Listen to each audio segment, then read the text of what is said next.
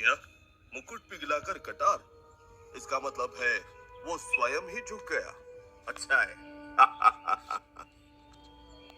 उन्हें मेरी तरफ से शुक्रिया कहिएगा। मंत्री, ये हमारे अतिथि हैं। इनके आराम और खाने पीने की व्यवस्था कराई जाए। ये संजीवनी फूल है। अगर हम किसी के मरने पे 1 घंटे के अंदर ये उसके ऊपर फिराएंगे तो वो जीवित हो जाएगा। अच्छा, ऐसा भी होता है भला? क्या मजाक है। ये सच है प्रभु। तभी बिंबिसार अपनी तलवार से पास में खड़े सैनिक को मार देते हैं। अब इसे जीवित करके दिखाओ। अगर तुमने इसे जीवित नहीं किया तो तुम्हारा मरना पक्का। जी जी। अरे ये तो चमत्कार हो गया। मैं जीवित हो गया। ये तो बहुत अच्छा है, लेकिन मुझे इस फूल की जरूरत नहीं पड़ेगी। मुझे कोई नहीं मार सकता। जिस राजा को अपने जीवन पर इतना नाज था, उसकी मृत्यु के किस्से तो दुनिया भर में प्रसिद्ध हैं। जब तुम छोटे थे, तुम भी अपने पिता को इतने ही प्यारे थे। क्या कह रही है माता? एक बार बचपन में तुम्हारी उंगली पक गई थी। तब तुम्हारी पीड़ा कम करने के लिए तुम्हारे पिता तुम्हारी उंगलियों को चूसने लगते थे। उन्हें मेरी उंगलियां देखकर एक बार भी घिन नहीं आई। जब बच्चों को चोट पहुंचती है तो माता पिता को भी दर्द होता है। तो फिर वे कभी जताते क्यों नहीं अपना प्रेम? पुत्र, पिता अपने बच्चों से प्रेम बहुत करता है, पर वो दिखाता नहीं। उनके पास बहुत जिम्मेदारियां होती हैं, और तुम तो एक सम्राट के पुत्र थे, जिनके पास प्रजा की जिम्मेदारी भी थी। आप सही कह रही हैं। मगर उन्हें बुढ़ापे में बेटे ने कारागार में तड़पने के लिए छोड़ दिया है। माता, मुझसे बहुत बड़ी भूल हो गई। मैं क्या करूं अब आप ही बताइए। अगर सच में तुम्हें अपनी गलतियों का एहसास है, तो तुम अब भी अपने पिता को वापस ला सकते हो। उनका सम्मान करो, वो पिता हैं, तुम्हें माफ कर देंगे। ठीक है माँ, मैं जाकर पिताजी से माफी मांगूंगा। पिताश्री, पिताश्री, ये आपने क्या किया पिताश्री? मैं तो आपको वापस ले जाने आया था। आखिर ऐसा महान राजा था जिसने प्रथम साम्राज्य की नींव रखी, पर वो अपनों के हाथों मजबूर हो गया। ऐसी क्या कश्मकश, क्या मजबूरियां रही होगी। आखिर कौन सा बेटा ऐसा हो सकता है जो अपने पिता को ही कारागार में डाल देता है, और जब उसे अपनी भूल का एहसास होता है तब तक उसके पिता उसके पास नहीं रहते। जानने के लिए सुनते रहिए कुकू एफएम।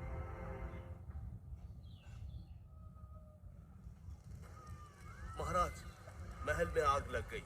हाँ महाराज, जल्दी से यहाँ निकलने का प्रबंध करिए। मंत्री, जल्दी से शीत वन में रहने का प्रबंध करो। हाँ महाराज। लगता है ये किसी दुश्मन का काम है।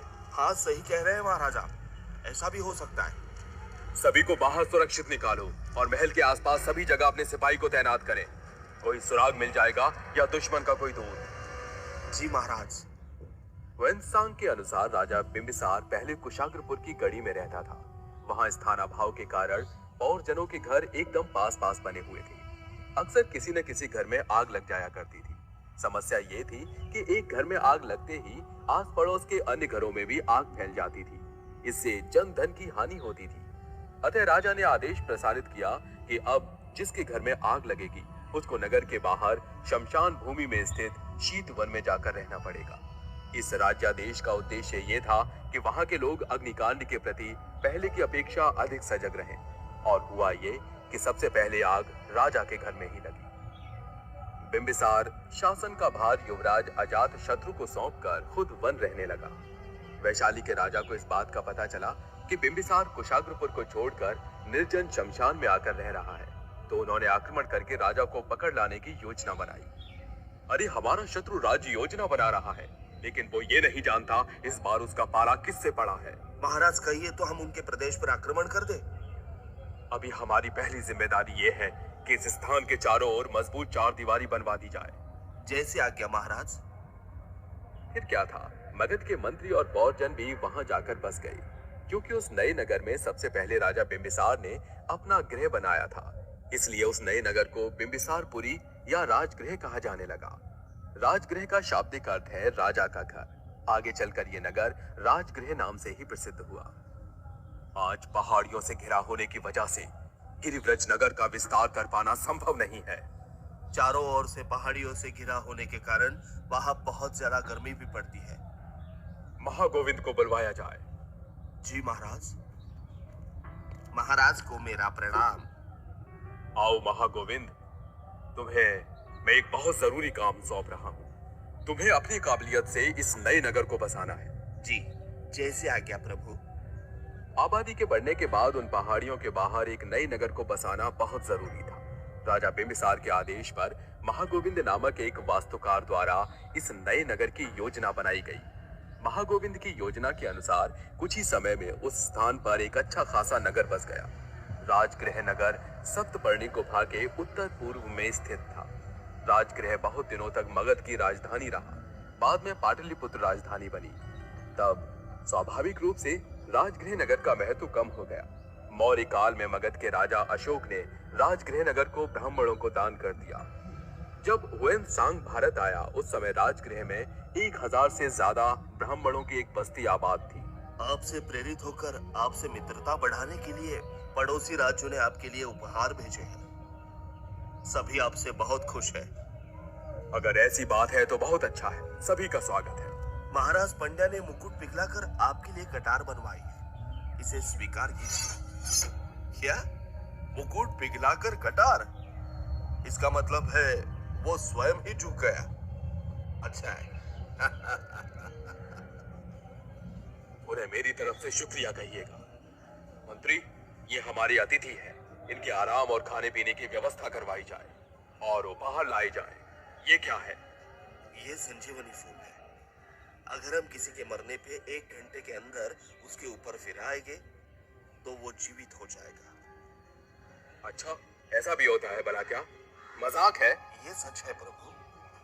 तभी बिंबिसार अपनी तलवार से पास में खड़े सैनिक को मार देते। अब इसे जीवित करके दिखाओ। अगर तुमने इसे जीवित नहीं किया तो तुम्हारा मरना पक्का। जी जी। अरे ये तो चमत्कार हो गया, मैं जीवित हो गया। ये तो बहुत अच्छा है, लेकिन मुझे इस फूल की जरूरत नहीं पड़ेगी। मुझे कोई नहीं मार सकता। जिस राजा को अपने जीवन पर इतना नाज था, उसकी मृत्यु के किस्से तो दुनिया भर में प्रसिद्ध है। आखिर ऐसा हुआ क्या कि बिंबिसार की मृत्यु के बाद उसके शत्रु भी उस पर तरस खा रहे होंगे? जब दुनिया की कई सभ्यताएं जंगलों में भटक रही थी, तब भारत सुख समृद्धि के साथ जी रहा था। पर दोस्तों, मगध कई महान योद्धाओं की जन्मभूमि रही है। आज इस एपिसोड में हम बात करेंगे ऐसे महान शासक की। बिंबिसार को भारत का सबसे महान शासक कहा जाता है, जिसने एक ऐसे राज्य की नींव रखी थी जिसमें अपनी प्रजा का सबसे अच्छे से ख्याल रखा जाता था। जिस प्रकार एक समय दिल्ली पर राज करने वाला पूरे भारत में राज्य करता था, एक समय जब मगध की राजगद्दी पर बैठने वाला न सिर्फ भारत बल्कि आज का पाकिस्तान, भूटान, नेपाल, म्यांमार, बांग्लादेश तक उसका राज हुआ करता था। बिंबिसार भारत के पहले ऐसे राजा थे जिन्होंने भारत की पहली स्टैंडिंग आर्मी में बनाई थी, जो हमेशा जीतने के लिए तैयार रहती थी। लेकिन बिना युद्ध किए कई राजाओं को उन्होंने परास्त किया था। इन्होंने लगभग 500 राजकुमारियों से विवाह किया, लेकिन जब इनकी मौत हुई तो सभी कहने लगे कि ऐसी मौत तो दुश्मन को भी नसीब न हो। ऐसा क्या हुआ था बिंबिसार के जीवन में जो उनकी मृत्यु के समय उनके दुश्मन भी उन पर तरस खा रहे थे? बहुत पुराने समय में मगध में भट्टी नाम के एक साधारण राजा थे। जैन परंपरा में उनको उपश्रेणिक भी कहा गया है। वो क्षत्रियों के हर्यक वंश में उत्पन्न हुए थे। राजा भट्टी के 2 पुत्र थे, बिंबिसार और चिलाती पुत्र। बिंबिसार का जन्म 558 ईसा पूर्व के लगभग हुआ था। मंत्री, अब उत्तराधिकारी चुनने का समय आ गया है। महाराज, ये तो बहुत अच्छी बात है। आप कहे तो एक सभा आयोजित की जाए और अन्य मंत्रीगण से भी विचार विमर्श कर लिया जाए। लेकिन मैंने सोचा है कि चिलाती पुत्र को अपना उत्तराधिकारी बनाओ। लेकिन महाराज, बिंबिसार इसके ज्यादा योग्य है। लोग क्या कहेंगे? ठीक है, सभा का आयोजन कर लिया जाए, किंतु यही मेरा फैसला रहेगा।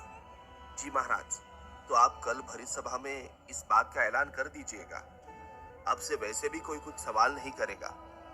मैं बिंबिसार को अपने राज्य से निर्वासित करके अपने दूसरे बेटे चिलाती पुत्र को अपना उत्तराधिकारी बनाना चाहता हूँ। बिंबिसार को राज्य से निर्वासित? पर क्यों? यह मेरा फैसला है। मुझे किसी को कोई सफाई नहीं देनी। किंतु वो भी आपके पुत्र हैं।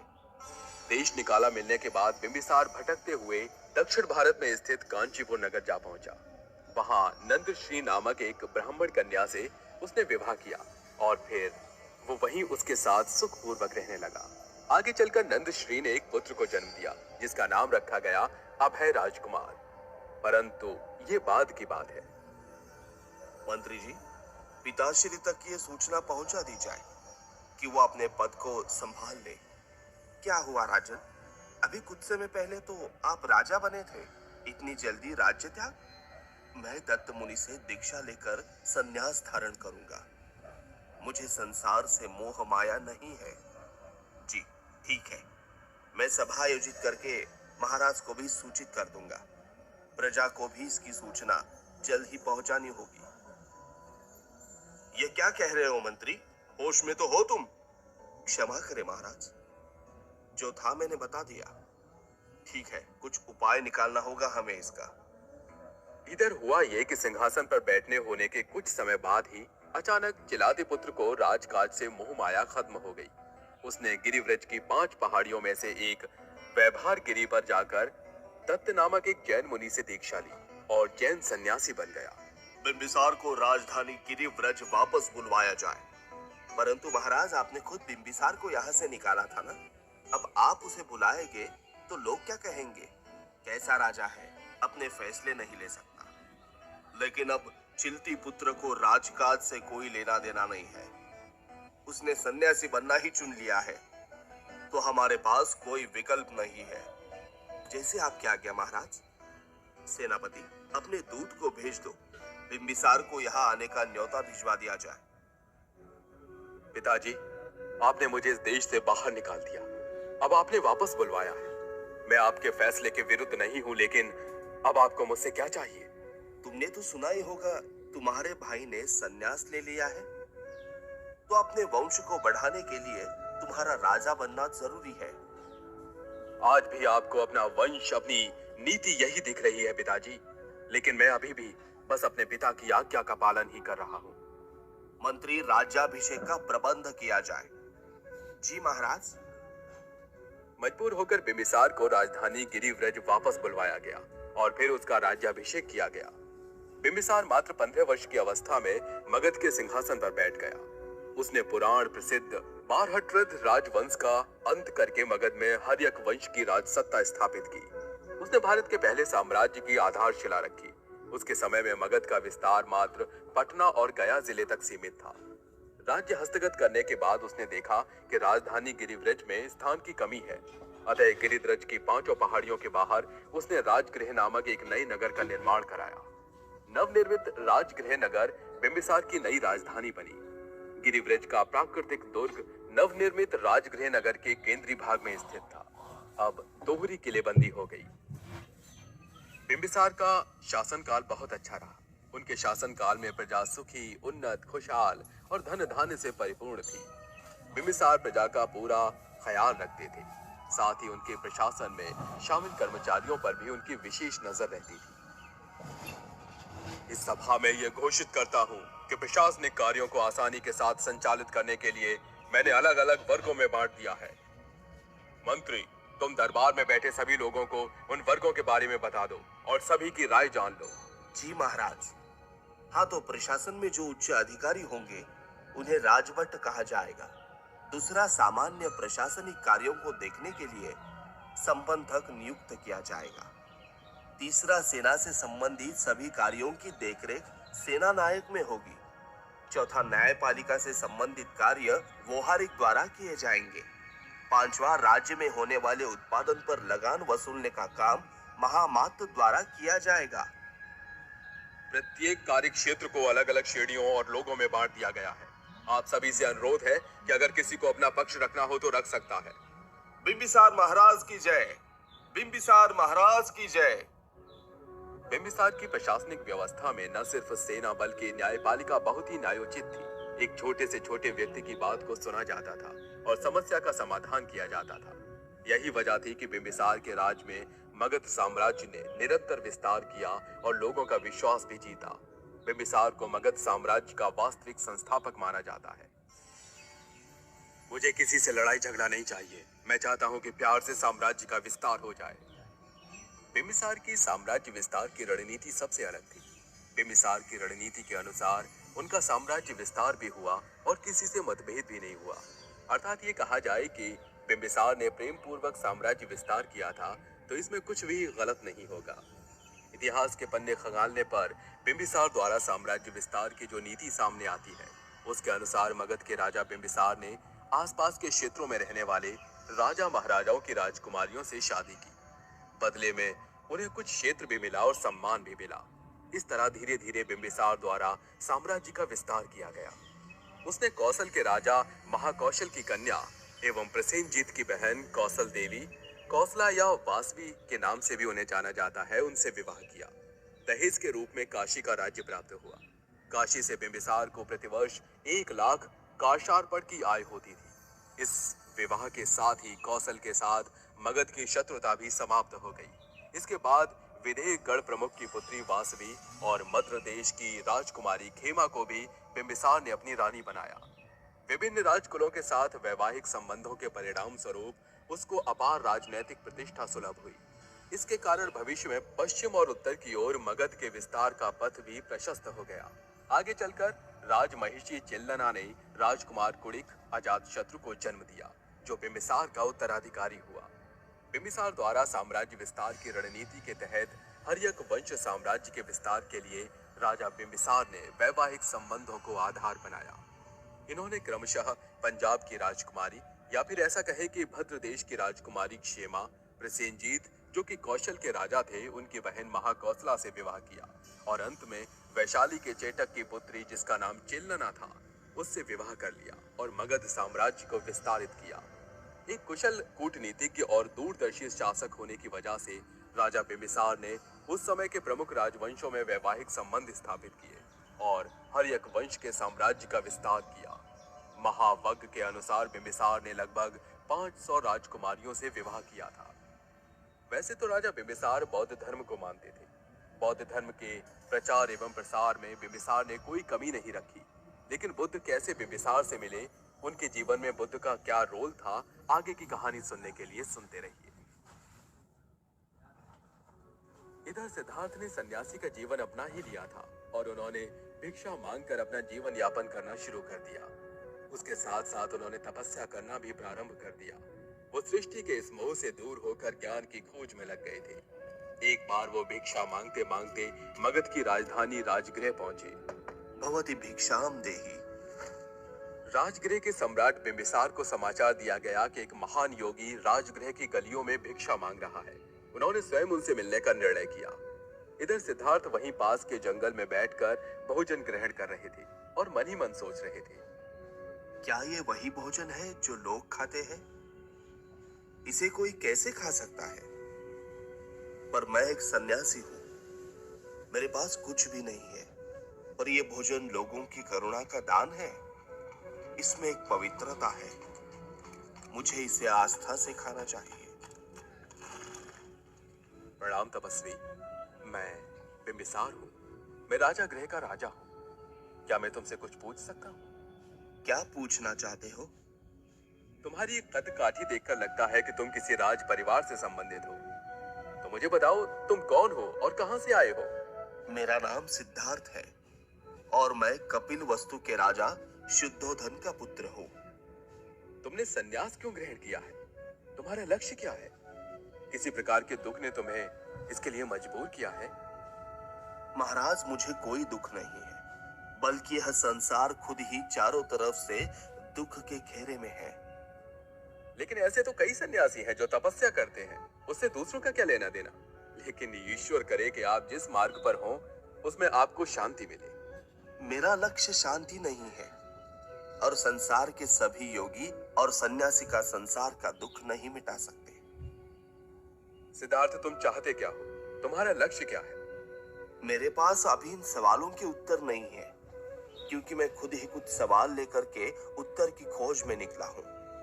पर मैं आशा करता हूं कि मैं इसमें सफल हो पाऊंगा। तुम चाहो तो मैं अपने राज में तुम्हें कोई पद दे सकता हूं, जिससे तुम लोगों की सेवा कर सकते हो और शायद तुम्हें इससे शांति मिले। आप सही है राजन, पर यह बात सिर्फ हमारे राज्य की या हमारे नगर की नहीं है। यह बात हमारे विश्व की है, हमारे परिवार की है, पूरे मानव समाज की है। अगर हम उन्हें आज दान पूर्ण करके खुश भी कर देंगे तो उनका अंत जरूर दुख में ही होगा। उनकी जिंदगी से पीड़ा, दुख, इन सब चीजों को नहीं निकाला जा सकता। सिद्धार्थ, मैंने अपने जीवन में बहुत से सन्यासी देखे, पर तुम्हारी तरह बिल्कुल नहीं देखा। मैं आशा करता हूँ कि तुम अपने लक्ष्य में जरूर सफल होगे और समाज का कल्याण कर पाओगे। मैं चाहता हूँ जब भी तुम अपने लक्ष्य में सफल हो तो सबसे पहले मुझे जागृति दो। क्या मैं तुमसे ये वादा ले सकता हूँ? राजन, आप बहुत विद्वान हैं और कल्याणकारी भी है। मैं आपसे वादा करता हूँ कि मेरे लक्ष्य की प्राप्ति के बाद मैं आपसे जरूर मिलूंगा। सिद्धार्थ वहां से चले गए। बिंबिसार ने गौतम को उनकी उद्देश्य पूर्ति हेतु शुभकामनाएं दी और बुद्धत्व प्राप्त के उपरांत उन्हें फिर से राजगीर आने का निमंत्रण दिया।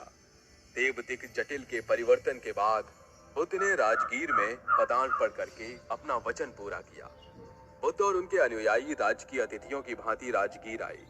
बुद्ध और उनके अनुयायियों के लिए बेलवन उद्यान दान में देने के अपने प्रण की पूर्ति दर्शाने के लिए बिंबिसार ने बुद्ध के हाथ स्वर्ण कलश के पानी से धुलवाए, सहायक बने। सिद्धार्थ के चचेरे भाई देवदत्त की प्रकृति बहुत लालची हो गई थी। वो संघ का मुखिया बनना चाहता था।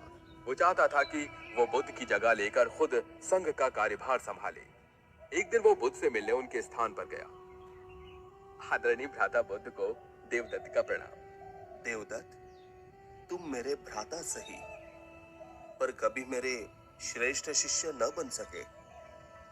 अब तुम निर्बल और रोगी हो चुके हो। इस विराट युद्ध संघ का संचालन करना अब तुम्हारे बस में नहीं है। तुम केवल आशीर्वाद दे सकते हो। मैं चाहता हूँ इस पूरे बुद्ध संघ के संचालन का भार तुम मुझे सौंप दो। मेरे संग में बहुत विद्वान शिष्य है। जब मैंने उन्हें इनका भार नहीं सौंपा तो तुम्हें कैसे सौंप दूं? तुम तो इसके योग्य भी नहीं हो। मैं जानता था तुम्हारा यही उत्तर होगा, क्योंकि तुम जिंदगी भर संघ के सर्वोच्च बनना चाहते हो। आज से मैं तुम्हारे संघ का परित्याग करता हूँ। अब मेरा अपना संघ होगा, जिसका गुरु मैं बनूंगा, जिसका निर्माता मैं बनूंगा। तुम देखना, तुम्हारे शिष्य मेरे शिष्य बन जाएंगे। केवल शिष्य नहीं, उनकी पीढ़ी अभी मेरी शिष्य बनेगी। जैसे महाराज बिंबिसार का पुत्र अजात शत्रु अब मेरा शिष्य बन चुका है। तुम देखना बुद्ध, तुम देखना। इतना कहते ही देवदत्त गुस्से में वहां से चला गया और इधर बिंबिसार अपने पुत्र अजात शत्रु को लगातार बुद्ध से मिलवाने का प्रयास कर रहे थे। और एक दिन तो वो दोनों बुद्ध के पास जा ही रहे थे कि देवदत्त अपने मन की शक्ति से अजात शत्रु को अपने पास बुलाने लगा। अजात शत्रु, कहाँ हो तुम? हे अजात शत्रु, आओ। पिताजी, मेरे गुरुदेव दत्त मुझे पुकार रहे हैं। मुझे उनके पास जाना ही पड़ेगा। मैं जा रहा हूँ। और इतना कहते ही अजात शत्रु वहां से चला गया और बिंबिसार बुद्ध के पास पहुंचे। भगवान, मुझे चिर शांति प्रदान कीजिए। तथास्तु। समय बीतता गया। समय बीतने के साथ साथ धीरे धीरे बुद्ध का शरीर निर्बल और कमजोर होने लगा। देवदत्त अजात शत्रु के संपर्क में रहने लगा और उससे उल्टे सीधे काम करवाने लगा। लेकिन एक बार तो कुछ ऐसा हुआ कि जिससे इतिहास ही बदल गया। आखिर देवदत्त का लालच अजात शत्रु को किस हद तक दुष्ट बना देगा, क्या क्या करवाएगा उससे, जानने के लिए सुनते रहिए ये कहानी। मगध के राजा बिंबिसार के वैशाली के साथ हमेशा ही शत्रुतापूर्ण रिश्ते रहे थे। फिर उनकी जिंदगी में एक नया मोड़ आया, आम्रपाली। मगध सम्राट बिंबिसार ने आम्रपाली को पाने के लिए वैशाली पर जब आक्रमण किया, तब संयोगवश उसकी पहली मुलाकात आम्रपाली से ही हुई। आम्रपाली, मैं तुम्हारी रूप सौंदर्य पर मुग्ध हो चुका हूँ। मैं तुम्हें पहली ही नजर में अपना दिल दे बैठा। आपसे मेरी विनती है, आप ये युद्ध रोक दीजिए। आप कहें और हम मना कर दें, यह तो नामुमकिन है। क्या आप मगध की महारानी बनने का प्रस्ताव स्वीकार करेंगी? मैं ऐसा नहीं कर सकती, क्योंकि वैशाली और मगध शत्रु हैं और मैं मेरी वजह से और झगड़े नहीं चाहती। आम्रपाली को इतिहास की सबसे खूबसूरत महिला कहा जाता है।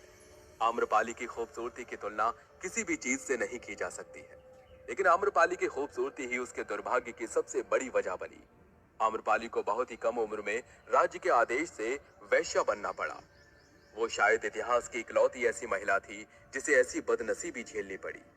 वो बस ये चाहती थी, अगर महात्मा बुद्ध स्वयं ही उसके घर तक आएंगे तो शायद लोग ये समझेंगे कि वो कहीं ना कहीं अच्छे इंसान हैं। तभी तो महात्मा। भगवान के आम्रपाली आपको भिक्षा देने के योग्य है? वो जो भी है, क्या उसका जिम्मेदार समाज नहीं है? जो कलंक उसके माथे पर है वह गलत है, वह निष्कलंक है। कोई कितना भी गलत क्यों ना हो, पर उसे उससे ऊपर उठने का अधिकार है। आपने आम्रपाली की अपेक्षा स्वीकार की। आप बहुत महान हैं, पर आपने यह क्यों कहा कि वह निष्कलंक है? सुनो, आम्रपाली अपने पूर्व जन्म में राजगृह के उद्यान में नालद नाम के मालिनी थी। वो वहां की देखरेख करती थी। एक बार वहां एक महान ऋषि आए। उसने उनकी सेवा की, सत्कार किया। पुष्पलता पुष्प नहीं थे, तो आम्र मंजरी से उसका स्वागत किया और प्रसन्न होकर उस आलू ने उनसे वर मांगने को कहा। भगवान, मैं ये चाहती हूँ कि अगले जन्म में मैं ऐसी ही स्त्री बनूं कि मेरा पुत्र युवराज बने। ऋषि ने उसे वर दे दिया। आम्रवन में महानंद नाम के राजधिकारी को वो शिशु रूप में मिली। वैशाली के नियम के अनुसार वहां की स्त्रियों को नगर के किसी पुरुष से विवाह करना पड़ता है। महाराज बिंबिसार भेष बदलकर वैशाली नगर में 7 दिनों तक आम्रपाली के साथ रहे। उससे उसे एक पुत्र का जन्म हुआ। उसने मेरी सेवा सच्चे मन से की है, उसे भी मुक्ति मिलेगी। पाली ग्रंथों के मुताबिक वैशाली एक लोकतांत्रिक राज्य था जिसकी अपनी एक पसंद भी थी। जब आम्रपाली की खबर वैशाली संसद के सदस्यों तक पहुंची तो उन्होंने इस मुद्दे पर चर्चा करने का फैसला किया। उन्होंने तय किया कि वैशाली राज्य की एकता और शांति के लिए सभी की खुशी जरूरी है, इसलिए आम्रपाली को नगर वधु बना दिया गया। आम्रपाली पूरे नगर की दुल्हन बन गई, जिसे अब हर किसी से प्यार करना था। आम्रपाली को नगर वधु बनाने से वैशाली के लोग तो खुश हो गए, लेकिन इस तरह से आम्रपाली अपनी ही खूबसूरती का शिकार बन गई। आम्रपाली को जनपद कल्याणी की उपाधि दी गई। ये खिताब 7 साल के लिए दिया जाता था और इसे साम्राज्य की सबसे खूबसूरत और प्रतिभाशाली महिला को दिया जाता था। आम्रपाली को अपना महल मिला। उसे शारीरिक संबंध बनाने के लिए अपना पार्टनर चुनने का अधिकार भी मिला। इसके साथ ही वो दरबार की नर्तकी भी बन गई। मगध के राजा बिंबिसार के वैशाली के साथ हमेशा ही शत्रुतापूर्ण रिश्ते रहे थे। ऐसे में आम्रपाली से मिलने जाने के लिए उन्हें दूसरा वेश धारण करना पड़ा ताकि उन्हें कोई पहचान नहीं सके। बिंबिसार खुद एक संगीतकार था। जब वो आम्रपाली से मिले तो दोनों एक दूसरे के साथ प्यार में पड़ गई। आम्रपाली बिंबिसार के बच्चों की मां भी बनी। अगले ही दिन गौतम बुद्ध भिक्षा लेने के लिए अपने शिष्यों के साथ आम्रपाली के घर पहुंचे। भगवान, आप करुणा के सागर हैं। ये अभागिन आपके आने से धन्य हो गई। यह पूरी मानव जाति अज्ञात और दुख के सागर में डूबी हुई है। इस समाज से तुम्हें समझ पाने की इच्छा रखना बेकार है। भगवान, मेरे दुख और शोक समाप्त हो गए हैं। मुझे इस संसार से कुछ नहीं चाहिए। आपने मेरे घर आकर इस पर जो कृपा की है उससे मुझे शांति मिली है। आप इसे स्वीकारें। आम्रपाली, तुम्हारी सारी इच्छाएं पूर्ण हो चुकी है। तुम्हारे जीवन का उद्देश्य यहीं पर समाप्त हो चुका है। इतना कहते ही गौतम बुद्ध ने उनसे भिक्षा प्राप्त की और उन्हें मुक्ति का मार्ग बताया। इधर बिंबिसार भी अपने पुत्र अजातशत्रु को राजपाट सौंप देना चाहते थे, किंतु वो उसे इस लायक नहीं समझते थे। वो चाहते थे कि एक बार उनका पुत्र महात्मा बुद्ध से मिले और उनका आशीर्वाद ले। पुत्र, मैं अब बूढ़ा हो गया हूँ। मैं चाहता हूँ कि अब मैं बुद्ध की शरण में जाऊं और मुक्ति प्राप्त करूं। मैं संसार की मोह माया से दूर होना चाहता हूँ। हाँ, तो उसमें कौन सी बड़ी बात है पिताजी। मैं भी यही चाहता हूँ कि मैं आपकी जिम्मेदारी संभाल लूं और लोगों का कल्याण करूं। वो तो ठीक है पुत्र, लेकिन मैं चाहता हूँ कि तुम पहले इसके योग्य बन जाओ। आपको क्या लगता है पिताजी, मैं इसके योग्य नहीं हूँ? आप ऐसा कैसे कह सकते हैं? मैं ऐसा भी नहीं कह रहा कि तुम इसके योग्य नहीं हो। मेरे पुत्र हो, तुमने शिक्षा भी ले रखी है और तुम्हें शास्त्रों का भी ज्ञान है, लेकिन मैं चाहता हूं कि तुम एक बार महात्मा बुद्ध से मिल लो। पिताजी, मुझे वह ढोंगी बाबा बिल्कुल पसंद नहीं है। अगर आपका मन है तो आप उसे मिलिए या उसके साथ रहिए, पर मुझसे उसको मिलने के लिए मत बोलिए। क्या तुम मेरी खातिर भी एक बार नहीं मिल सकते? पिताश्री, मैं महात्मा बुद्ध का नहीं, देवदत्त का शिष्य हूँ। मैं उनसे नहीं मिल सकता। इतना कहते ही अजात शत्रु वहां से चला गया। अजात शत्रु बुद्ध के भाई देवदत्त का शिष्य था, जो कि भलाई के मार्ग पर नहीं चल रहा था। अब सवाल ये उठता है कि क्या अजात शत्रु राजा बन पाएगा? क्या बिंबिसार उसे गौतम बुद्ध से मिलाने में सफल हो पाएंगे, या वो बुराई का रास्ता ही अपनाएगा? देवदत्त ने यह समझ लिया था कि जब तक बुद्ध को मगध नरेश का समर्थन प्राप्त है, तब तक उसको पछाड़ पाना संभव नहीं है। इसलिए उसने बिंबिसार को ही अपने रास्ते से हटाने की चाल चली। अजात शत्रु, मैं तुम्हें बता रहा हूँ कि तुम कभी राजा नहीं बन पाओगे। तुम्हारे पिता इस काबिल नहीं समझते। हाँ, लेकिन और अगर एक बार उन्होंने तुम्हारी किसी भाई को राजा बना दिया तो तुम क्या करोगे? तो क्या पिताश्री को रास्ते से हटाना सही रहेगा? तुम आने वाले समय के राजा हो, इतना मत सोचो। कोई और उपाय नहीं है क्या गुरुजी? उपाय? मैं जितना कहता हूं उतना करो। जी गुरुजी, मैं आपकी शरण में हूं, आप जो कहिए। बुद्ध को राजा द्वारा दिए गए सम्मान से देवदत्त बहुत चिढ़ता और उसी के दुष्प्रभाव में आकर अजात शत्रु ने अपने पिता की हत्या का षड्यंत्र रचा। एक पुत्र अपने पिता के लिए ऐसा सोच भी कैसे सकता है? क्या वो देवदत्त के साथ मिलकर राजा को हटाने में कामयाब रहेगा?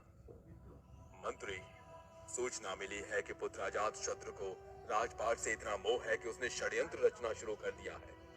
महाराज, आप माने या ना माने, ये देवदत्त कुछ तो खिचड़ी पका रहा है मिलकर साथ में। मैंने अपने पुत्रों से बहुत प्रेम किया, पर राजपाट के लिए बात यहाँ तक आ जाएगी, ये मैंने कभी नहीं सोचा था। आप कहो तो देवदत्त को उठा के कारागार में डाल दे। ये सब रहने दो, मैं खुद ही राज त्याग दूंगा। क्या पता महाराज, ये अफवाह मात्र हो। लेकिन फिर भी अब समय आ गया है। मैं भी चाहता हूं सारी जिम्मेदारी सौंप कर मैं मुक्त हो जाऊं। अपने उद्देश्य को पूरा करने के लिए अजात शत्रु ने अपने विश्वास पात्र लोगों से विचार विमर्श किया और फिर उसके बाद राजा को बंदी बनाकर कारागार में बंद कर दिया गया। सेनापति कारागार में पिताश्री को प्रतिदिन 100 कोड़े लगाए जाए। जी महाराज, उन्हें किसी से मिलने की आज्ञा नहीं है। अगर कोई मिलने के लिए जिद भी करे, उसे भी कारागार में डाल दो। बिंबिसार को भूखा रख कर ही मारा जा सकता है। उन्हें एक गर्म कारागार में भूखा रखा जाए। खेमा, जो कि अजात शत्रु की मां थी, उसके अतिरिक्त किसी को उनसे मिलने की अनुमति नहीं थी। रानी जब कभी कारागार जाती थी, तब वो छिपाकर अपने पति के लिए भोजन ले जाती थी। पहले खेमा अपने परिधान में एक सुवर्ण पात्र में भोजन छिपाकर ले गई। उसका पता चलने पर वे अपने पाद त्राण में भोजन छिपाकर ले गई। उसका भी पता चल गया तो उन्होंने अपने शिरोवस्त्र, जो मोली नाम से भी जाना जाता है, उसमें भोजन छिपाकर ले जाना चाहा। उसका भी पता चल गया तो वे सुगंधित जल में स्नान करके अपने देह को मधु से लेप कर गई, जिससे वृद्ध राजा उसे चाट लें और बच जाएं। पर फिर आखिरकार उन्हें भी वहां जाने से मना कर दिया गया। फिर भी चल ध्यान योग से बिंबिसार जीवित रहे। जब पुत्र को पता चला कि पिता यूं सरलता से प्राण त्याग नहीं करेंगे, कारागार में कुछ नाइयों को भेजा जाए और बिंबिसार के पैरों को काटकर उनके घावों में नमक और सिरका डाल दिया जाए। उसके बाद उनके घावों को कोयले से जला दिया जाए। शायद पुत्र को अपनी भूल का अनुभव हुआ और अब वो पश्चाताप कर रहा है। चलो, तुम लोग मेरे दाढ़ी और बाल काट दो ताकि मैं भिक्षु की भांति जीवन जी सकूं। एक तरफ जहां अभी भी बिंबिसार को लग रहा था कि अब उनका बेटा शायद सुधर गया है और उन्हें अब रिहा कर देगा, पर यहाँ बिंबिसार कुछ और ही जाल बुन रहा था। एक दिन भोजन करते समय उसके पुत्र ने उसकी थाली को गंदा कर दिया, लेकिन अजात शत्रु अपने पुत्र को बहुत प्यार करता था, इसलिए वो आराम से भोजन करता रहा। राजमाता, क्या इससे भी प्यारा कोई बच्चा होगा? हर बच्चा अपने माता पिता को प्रिय होता है। सच में माँ, मुझे भी अपने पुत्र से बहुत प्रेम है। जब तुम छोटे थे, तुम भी अपने पिता को इतने ही प्यारे थे। क्या कह रही है माता? एक बार बचपन में तुम्हारी उंगली पक गई थी, तब तुम्हारी पीड़ा कम करने के लिए तुम्हारे पिता तुम्हारी उंगलियों को चूसने लगते थे। उन्हें मेरी उंगलियां देखकर एक बार भी गिन नहीं आई। जब बच्चों को चोट पहुंचती है तो माता पिता को भी दर्द होता है। तो फिर वे कभी जताते क्यों नहीं अपना प्रेम? पुत्र, पिता अपने बच्चों से प्रेम बहुत करता है, पर वो दिखाता नहीं। उनके पास बहुत जिम्मेदारियां होती है, और तुम तो एक सम्राट के पुत्र थे, जिनके पास प्रजा की जिम्मेदारी भी थी। आप सही कह रही हैं। मगर उन्हें बुढ़ापे में बेटे ने कारागार में तड़पने के लिए छोड़ दिया है। माता, मुझसे बड़ी भूल हो गई है। मैं क्या करूं, आप ही बताइए। अगर सच में तुम्हें अपनी गलतियों का एहसास है, तो तुम अब भी अपने पिता को वापस ला सकते हो। उनका सम्मान करो, वो पिता हैं, तुम्हें माफ कर देंगे। ठीक है माँ, मैं जाकर पिताजी से माफी मांगूंगा। माँ की बात को सुनकर अजातशत्रु को जितनी ग्लानि हुई कि वो उसी समय पिता की बेड़ियां काटने के लिए कारागार की ओर निकल पड़ा। राजा बिंबिसार ने जब अज्ञात शत्रु को अपनी ओर आते देखा तो उसको लगा कि वो उसको सजा देने के लिए आ रहा है। अब मैंने क्या किया है पुत्र, तुम क्यों आ रहे हो? मैं अब इतना लाचार हो चुका हूँ, मैं तुम्हारा क्या बिगाड़ूंगा? बिंबिसार को लगा कि अज्ञात शत्रु उसकी जान ले लेगा, तो उसने उसी क्षण विष खाकर अपनी जान दे दी। पिताश्री, पिताश्री, ये आपने क्या किया पिताश्री? मैं तो आपको वापस ले जाने आया था। जैनियों के ग्रंथ आवश्यक सूत्र के अनुसार जल्द राज्य पाने की चाह में अजातशत्रु ने अपने पिता बिंबिसार को कैद कर लिया, जहां रानी चिल्लना ने बिंबिसार की देखरेख की। बाद में जब अजातशत्रु को पता चला कि उसके पिता उसे बहुत चाहते हैं और वे उसे युवराज नियुक्त कर चुके हैं, तो अजातशत्रु ने लोहे की डंडा लेकर बिंबिसार की बेड़ियां काटने चला, पर बिंबिसार ने किसी बुरी स्थिति की आशंका में जहर खा लिया। बौद्ध ग्रंथ विनय पिटक के अनुसार बिंबिसार ने अपने पुत्र अजातशत्रु को युवराज घोषित कर दिया था, परंतु अजातशत्रु ने जल्द राज्य पाने की कामना में बिंबिसार का वध कर दिया। भारत को कभी सोने की चिड़िया कहा जाता था। मुगल आए, 400 साल शासन किया, जमकर लूटा। फिर अंग्रेज आए, 200 वर्षों तक जमे रहे, उन्होंने भी खूब लूटा। 600 साल की गुलामी और संघर्षों को झेलने के बावजूद हमारा देश आज अमेरिका, ब्रिटेन और रूस जैसी महाशक्तियों के साथ कदम ताल कर रहा है। विदेशी शासकों के लूटने के बावजूद भारत काफी समृद्ध है। अंग्रेजों को तो जहां भी खजाने का पता चला खाली कर डाला, लेकिन बिहार में एक स्वर्ण भंडार को वे चाहकर भी लूट नहीं पाए। ये सोन भंडार है नालंदा जिले के राजगीर में। राजगीर का ये सोन भंडार आज भी कई रहस्यों को अपने अंदर समेटे हुए है। कहा जाता है कि सोन दरबार अगर खुल गया तो देश के पास सोना ही सोना होगा, देश का भाग्य ही बदल जाएगा। इसके बारे में कहा जाता है कि यहाँ सैकड़ों साल से सोने का खजाना छिपा कर रखा गया है, जो आज भी लोगों की नजरों से ओझल है। ये दिखे भी तब तो जब दरवाजा खुले। अंग्रेजों ने कोशिश की भी तो फेल हो गए। बिंबिसार को सोने चांदी और आभूषणों से बेहद लगाव था। सोना और सोने के आभूषणों को वे जमा करते रहते थे। बिंबिसार की एक रानी उसका बड़ा ख्याल रखती थी। जब उसके बेटे अजातशत्रु ने अपने पिता को बंदी बनाकर सम्राट बन बैठा, तब बिंबिसार की पत्नी ने राजगीर में ये सोन भंडार बनाया और सारा खजाना इसमें छिपा दिया था। बिंबिसार को कैद कर अजातशत्रु सम्राट तो बन गया, पर इस गुफा में रखे खजाने और गुफा के गुप्त दरवाजे तक नहीं पहुंच पाया। ये राज केवल बिंबिसार जानता था। हे अनंत शक्तियों, आ जाओ, मुझ में समा जाओ। तभी वहां एक सिपाही आता है और सूचना देता है। गुरुदेव, महाराज बिंबिसार की कारागार में हत्या कर दी गई है। बिंबिसार की हत्या मेरी पहली सफलता। अब क्या आदेश है गुरुजी?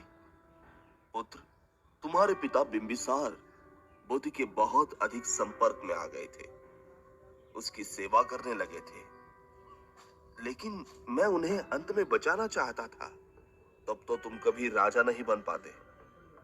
जो हुआ वो हुआ, तुमने कोई पाप नहीं किया है। तो क्या पिता की हत्या करना पाप नहीं है? हमने कोई पाप नहीं किया है। हर राजा को कभी ना कभी राजा बनने के लिए कुर्बानी देनी पड़ती है। मेरी माँ बहुत दुखी है। अगर तुम्हें ऐसा लग रहा है कि बुद्ध शक्तिशाली है, तो तुम गलत हो। अगर वह शक्तिशाली होता तो तुम्हारे पिता को बचा लेता। वो तो उनके भक्त थे। आप सही कह रही हैं। मैंने बुद्ध से कहा भी था कि मैं तुम्हारे संघ का कार्यभार संभालूंगा, लेकिन बुद्ध बहुत लालची है। वो बैरागी नहीं है। उसको संसार में एक अच्छा स्थान प्राप्त हो चुका है। वो उसके मोह से नहीं निकल पाएगा। इतने सारे वैदिक ब्राह्मणों ने अपना धर्म छोड़कर उसके मार्ग को अपनाया है, यह सब लोग अनदेखा क्यों कर रहे हैं? अपनी चतुराई से अच्छे अच्छे लोगों पर अपना प्रभाव डाल रहे हैं। तो ठीक है, एक बार मैं बुद्ध से मिलकर देख ही लेता हूं। मुझे उससे मिलकर उसके बारे में और अधिक जानना है। सावधान हो जाओ शिष्य, तुम्हें पता भी नहीं चलेगा तुम उसके प्रकोप में कब आए। मैं तुम्हें चेतावनी दे रहा हूं, बुद्ध से सावधान रहना।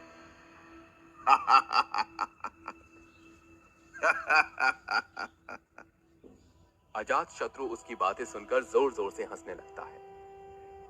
अजातशत्रु बिंबिसार के बेटे थे। पिता ने अपने पुत्र का नामकरण बेहद प्यार से किया था।